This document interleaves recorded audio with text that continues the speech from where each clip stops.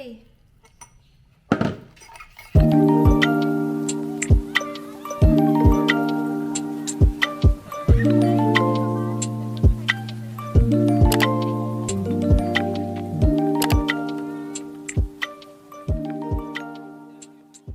Hey guys, hindi ko na pala continue yung vlog ko nung umalis ako ng bahay. Supposedly, ako lang talaga guys yung aalis. Daanan lang ako sa China Bank.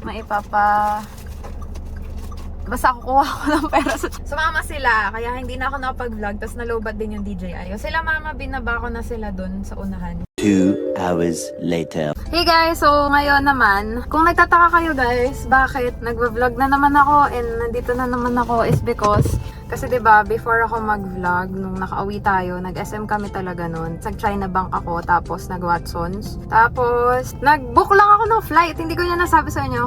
Ikanto ko sa inyo yun later.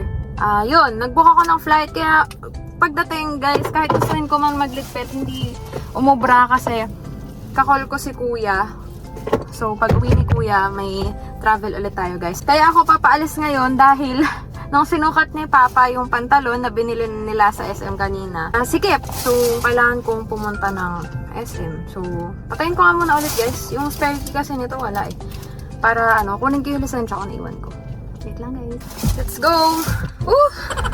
Grabe guys, alam nyo ba, sobrang tight talaga ng schedule ko ngayon kasi hirap pag may corporate work. Parang 10 hours ng buhay ko everyday nasa trabaho. Maliit pa nga 10 hours, minsan 12 hours ako nag-work. So, punta lang tayo ng SM Quick. Tapos, balik din tayo agad. Baka kumain ako saglit. Alam mo ba, hindi na ako nakakain. Gutom na ako pag uwi ng bahay. Kaso nga kasi, si kuya tumawag. Apparently, kami ay hindi naman siguro ito mapapanood. Basta, may family trip kami this coming April. Sobrang thank you Lord talaga na nadadala na sasakay. Kasi sasakay kami ng aeroplano, pero domestic lang guys. Sobrang happy lang ako na we get to do this now. Na medyo lumuwag na yung buhay namin. Kasi dati talaga guys, mahirap lang talaga kami. Kasi kaya nga nag-abroad yung parents ko. Kasi unang-una kailangan magbayad ng utang. Tapos nag-aaral kami ni kuya. Ayan. Papatayin ko na ilaw ko guys ha. Medyo weird po kasi ilaw ko eh. Sige, dito na ako. Lapit na ako sa SM pero struggle pa rin yung parking. So, yan. I'll talk to you guys later. Bye-bye.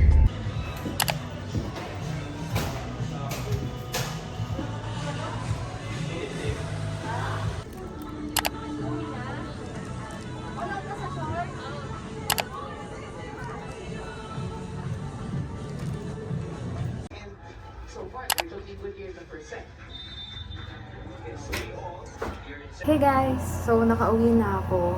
And let's do a quick haul. Diba, binalik ko yung pantalon ni Papa. Nadaanan ko to. Tapos, si Israel kasi, ang pangit nung nabili niyang t-shirt sa Shopee. Yun yung susuotin niya sa concert. Tapos, nakita ko to. Siyempre. Sakto, naka-lover outfit ako. And then, i-unbox natin tong Shopee ko.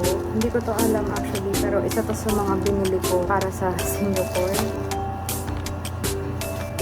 Maganda siya guys. Yan siya. Heart. Ano bang tawag? Sweetheart neckline.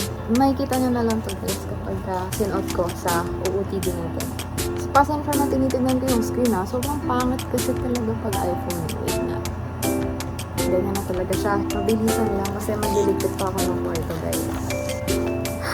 Since lover outfit na tayo guys, hindi ako nag-boots kasi mainit sa Singapore. So ito yung sinuot. Ito yung binili ko. Sobrang lakas ng loob diba sis?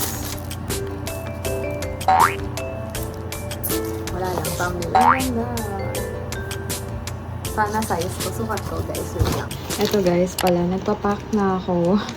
Ayan yung heels. Ito, portable fan na napakatagal ng battery life, guys. Ililink ko to sa baba. Yung film ng film cam.